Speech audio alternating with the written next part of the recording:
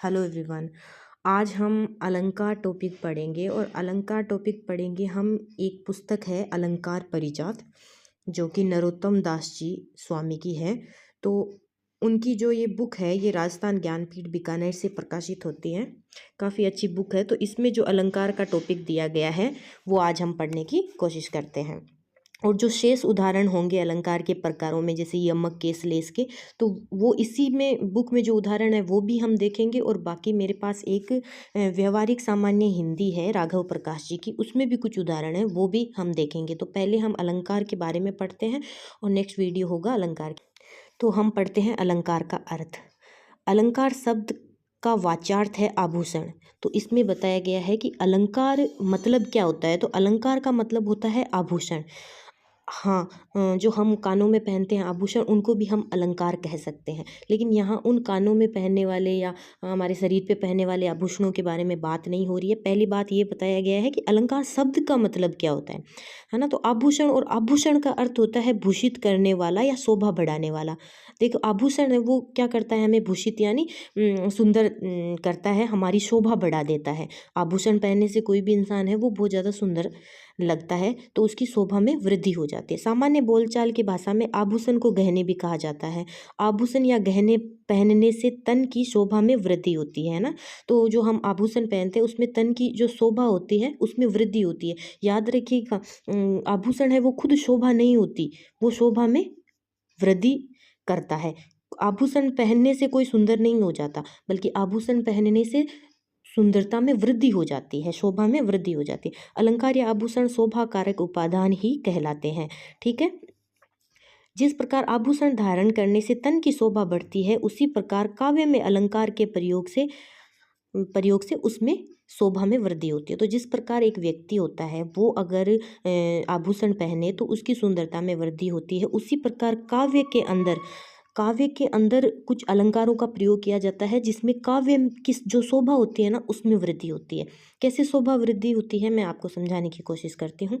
देखिए, हम एक तो कोई शब्द होता है उसको हम सिंपल तरीके से बोलते हैं।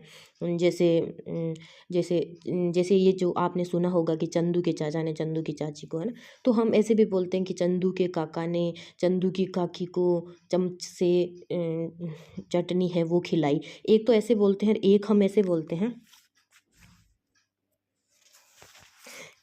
बोलते हैं कि चंदू के चाचा ने चंदू की चाची को चांदनी रात में।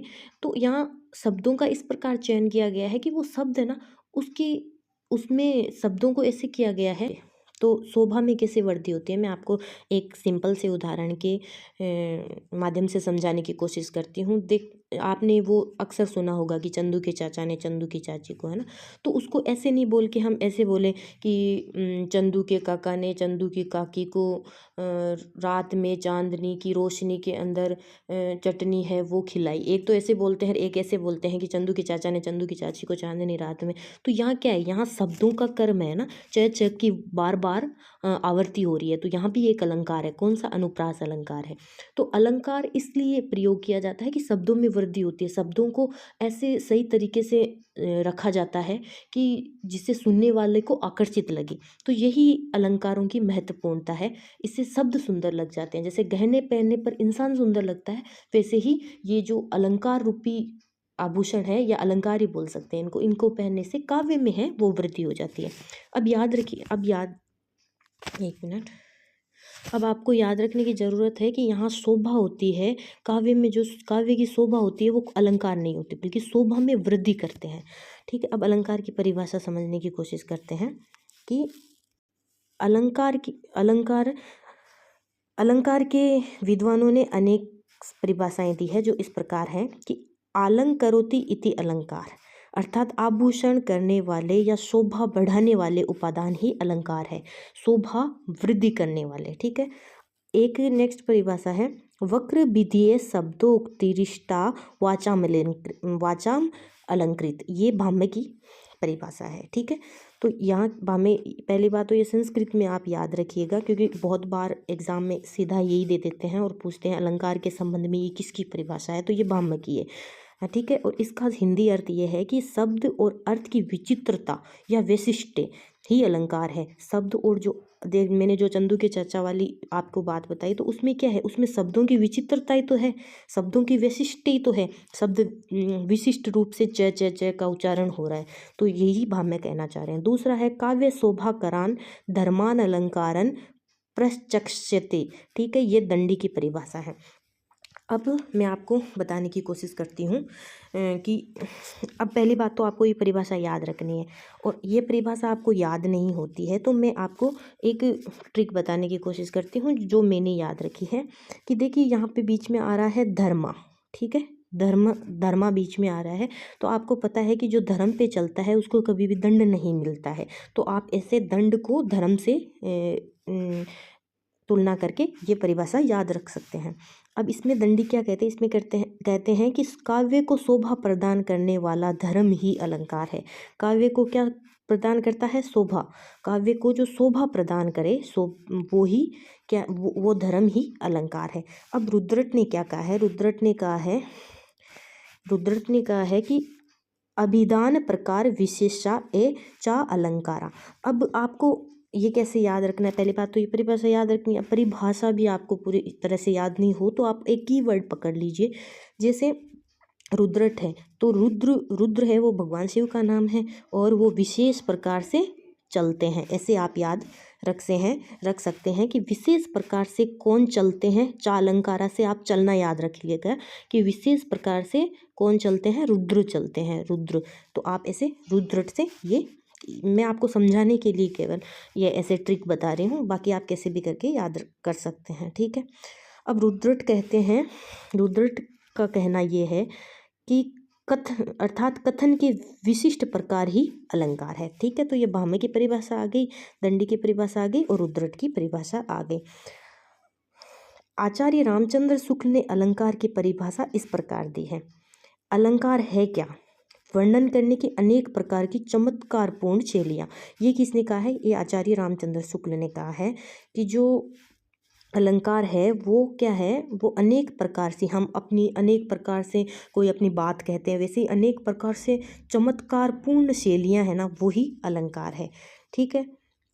लोग अपनी बात को स्पष्ट करते हुए आचार्य शुक्ल का कहना है कि वस्तु या व्यापार की भावना चटकीली करने और भाव से अधिक उत्कर्ष पर पहुंचाने के लिए कभी कभी किसी वस्तु का आकार या गुण बहुत बढ़ाकर दिखाना पड़ता है, ठीक है। तो रामचंद्र शुक्ल ऐसे कहते हैं कि हम यहाँ पे व्यापार में बिजनेस की बात नहीं हो रही, बल्कि यहाँ बात काव्य के अंदर ही की जा रही है कि कोई भी काव्य में हमें कोई बात ऐसी होती है चटकीली, जिसको भाव को और अधिक बढ़ा चढ़ाकर हमें लोगों के सामने कहना पड़ता है।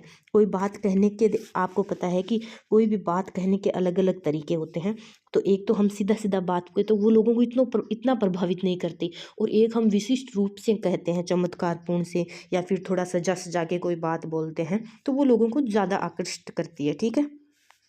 तो शुक्ल जी का यही कहना है कि कभी किसी वस्तु का आकार या गुण बहुत बढ़ाकर दिखाना पड़ता है, कभी उसके रंग रूप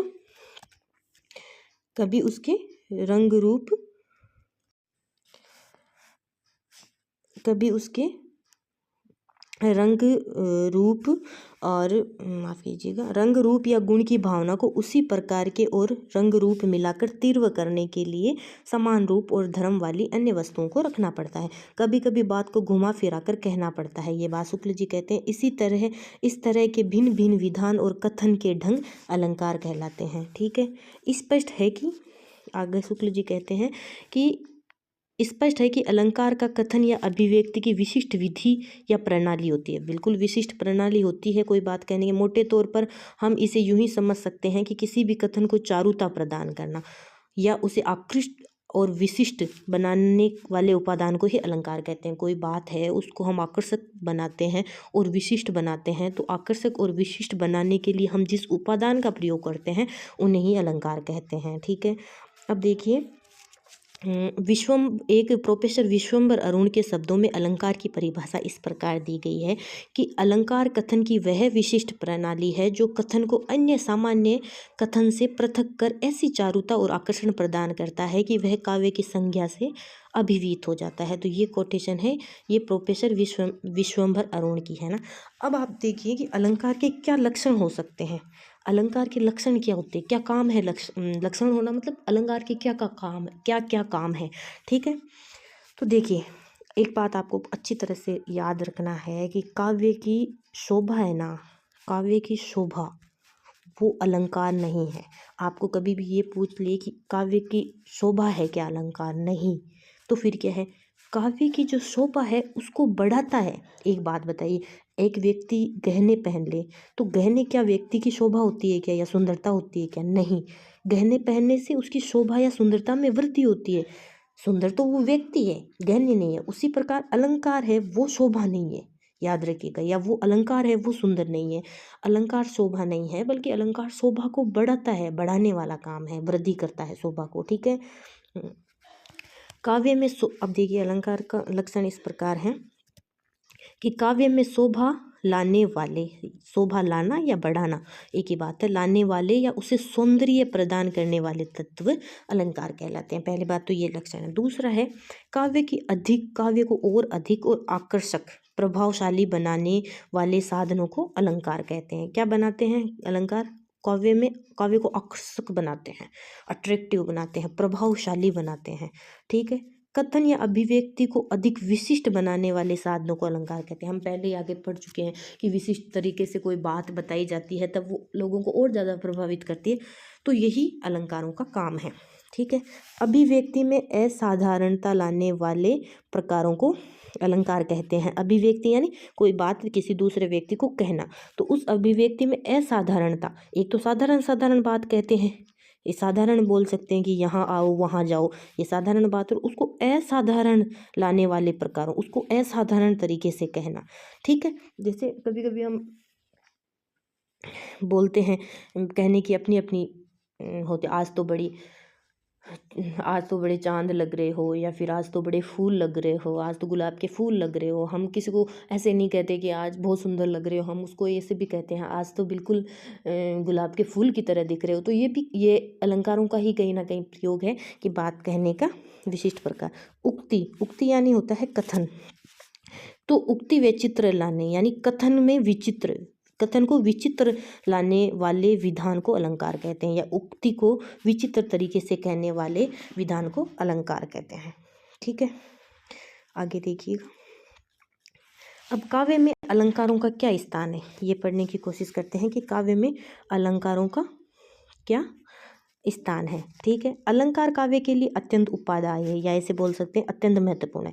अलंकारों की सहायता से ही सामान्य कथन भी काव्य की संज्ञा प्राप्त कर सकते हैं। अलंकार, अगर हम किसी वाक्य में अलंकार लगा दे तो एकदम सामान्य कथन होता है ना, वो भी काव्य की संज्ञा प्राप्त कर सकता है। कोई शब्द है, कोई वाक्य है सिंपल सा, तो उसके अंदर हम अगर अलंकारों का प्रयोग कर दे तो वो भी काव्य बन सकता है, या विशिष्ट प्रकार की एक शायरी बन सकती है। तो शायरी बोलना या कविता का पाठ बोलना, ये क्या होती है, ये काव्य तो होता है। कविता में क्या होता है, हम शब्दों को चयनित रूप से चयन कर करके ही तो कविता बनाते हैं, या उसमें कहीं अलंकारों का प्रयोग करते हैं तो वो आकर्षित लगती है तो कविता बन जाती है। तो यही काव्य की बात कही गई है। अलंकार काव्य रूपी तन के वस्त्र आभूषण है। तो अगर ऐसे मान लीजिए कि काव्य है वो अगर तन है यानी शरीर है, तो फिर अलंकार क्या है, उनके गहने हैं। ये याद रखिएगा, जैसे हमने पहले भी पढ़ चुका है। ठीक है, अर्थात जिस प्रकार मानव शरीर की शोभा और सार्थकता उसके वस्त्र आभूषण धारण करने से होता है, उसी प्रकार अलंकारों का प्रयोग के बाद भी कोई कथन काव्यत्व के महत्व को पाने में समर्थ हो जाता है। अलंकारों के प्रयोग से काव्य में आकर्षण और चारुता आती है, ये हम पहले भी जान चुके हैं। आकर्षण और चारुता आती है, अलंकारों के प्रयोग से ही काव्य अधिक महत्वपूर्ण होता है। ठीक है, आगे देखिए। अलंकारों के प्रयोग से अभिव्यक्ति में अधिक स्पष्टता और सुबोधता आती है। हम अलंकार प्रयोग करते हैं और उसके बाद कोई अभिव्यक्ति करते हैं, अभिव्यक्ति यानी बात कहना, तो अभिव्यक्ति में अधिक क्या आ जाती है, स्पष्टता आ जाती है और सुबोधता आ जाती है, सुबोध हो जाता है। अलंकार जहाँ एक और शब्द की शक्ति को सामर्थ्य प्रदान करते हैं। अलंकार क्या करते हैं, जो शब्द है ना उसकी शक्ति को सामर्थ्य प्रदान करते हैं। एक शब्द है उसको और विशेष बनाते हैं, उसको शक्ति दे देते हैं एक शब्द को। वहीं दूसरी ओर उसकी अर्थवत्ता को अधिक ऊर्जावान बनाकर काव्य के प्रभाव में वृद्धि करते हैं। कोई शब्द है उसमें अलंकार क्या करते हैं, उसको शक्ति प्रदान करते हैं। कैसे शक्ति प्रदान करते हैं कि एक तो सिंपल से साधारण रूप से हम कोई शब्द बोल देते हैं, और एक उस शब्द में अगर अलंकार लगा दे तो उस शब्द की महत्वपूर्णता बढ़ जाती है तो उसमें शक्ति का सामर्थ्य हो जाता है। और दूसरी बार वो और ऊर्जावान हो जाती है, मतलब ज़्यादा इफेक्ट कर देता है। कोई भी काव्य बोले, कविता बोले, वाक्य बोले, उसमें अगर अलंकार का प्रयोग कर दे तो वो ज़्यादा इफेक्टिव या प्रभावपूर्ण बन जाता है। ठीक है, आई होप आपको ये वीडियो समझ में आ रहा होगा। आगे देखिए, अलंकारों के प्रयोग से भाषा में अलंकार के प्रयोग से भाषा में शाब्दिक प्रयोग में चमत्कार और चारुत्व का समावेश होता है। ये हमने पहले पढ़ चुके हैं। अब देखिए, इसमें पढ़ते हैं अलंकार के भेद।